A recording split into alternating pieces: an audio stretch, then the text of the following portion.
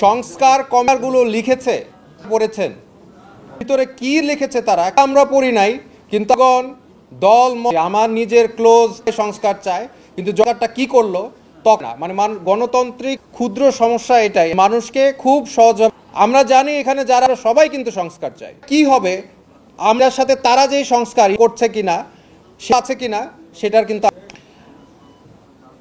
একটা বলি, সেটা হচ্ছে নারী সংস্কার আনা হয়েছে। যেমন আমাদের সংবিধানে ফান্ডামেন্টাল অফ দ্য স্টেট, এটা কোনো টার্টিক্যাল প্রিন্সিপাল অফ দ্য স্টেটে পতিতাবৃত্তি ও জুয়ায় এইরকম একটা তারা করতে চাচ্ছে, সেখানে পতিতাবৃত্তিকে হচ্ছে তাদের সংস্কার।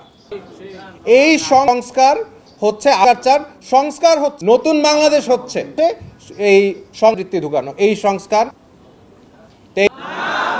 তাদেরকে দিয়ে মানে যারা সংস্কার করতে পারি, হ্যাঁ সংস্কার দেখাচ্ছে এবারে, সেটা নিয়ে কোনো সন্দেহ হচ্ছে। এক গ্লাস পানির মধ্যে পানি ঠিকই আছে, জনাব একটা সাম্প্রদায়িক দাঙ্গা মারামারি হয়েছে, দুঃখজনক। উনি হচ্ছে বিভিন্ন সময় আমরা দেখলাম পাঠ্য বই সংস্কার বিভিন্ন ধরনের আজে বাজে ওয়ার্ড গিয়েছে, সেটা আমি গত বছরই জেনেছি। এই সংস্কার তো হচ্ছে ছেলে মেয়েদের বোধাবৃত্তিকে স্বাভাবিকায়ন করা, এগুলো ওয়ার্ড আসলে উচ্চারণ করতে আমার অনেক সমস্যা, কিন্তু আলটিমেট পতিতাবৃত্তি এইগুলি কিছু নাই, মানে এগুলি বাট এটা একটা ওভার সিস্টেম বলতে পারেন, বাচ্চাদের উপর দিকে এটাকে বৈধতা দেওয়া। দেখেন পরবর্তী সময় 9,40,000 ইন্ট্রিম গভর্নমেন্ট 10,000 টাকা করে পার তাদেরকে দেওয়া হয়েছে, তারা নাকি যুক্ত হয়েছে, ভালো কথা, জুলাই আন্দোলন সিস্টেম আছে তাদের। আপনি পতিতাদেরকে দিলেন কেন?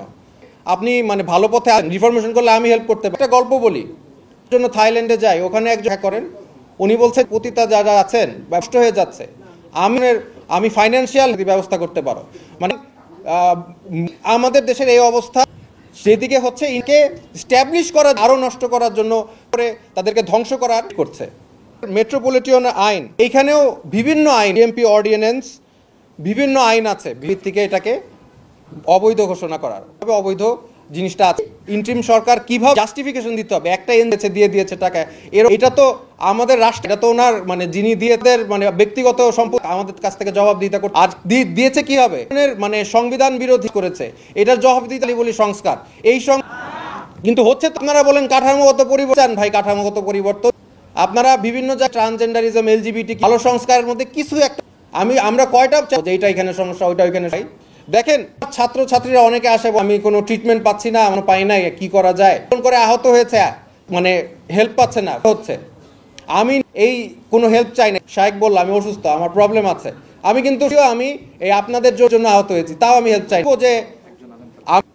যে বাঁকা আছে যেখানে সরকার দিচ্ছে, কর বাড়িয়ে দিচ্ছে, থেকে টাকা নিচ্ছে, একজন মানে সারা থেকে 5%, 10% থেকে 15% ট্যাক্স কর, আমার টাকাটা দিচ্ছে কি হবে বাংলা সংস্কারে।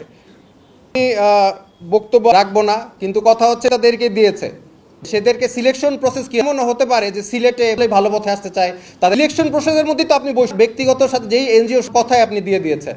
বাংলাদেশ আমরা যে এই সেগুলোতে অনেক সমস্যা, কাঠামোগত পরিবর্তন যদি চান আপনার কাঠামোগত, কিন্তু আপনি যেই পরিবর্তন অধিকার আপনাদের নাই।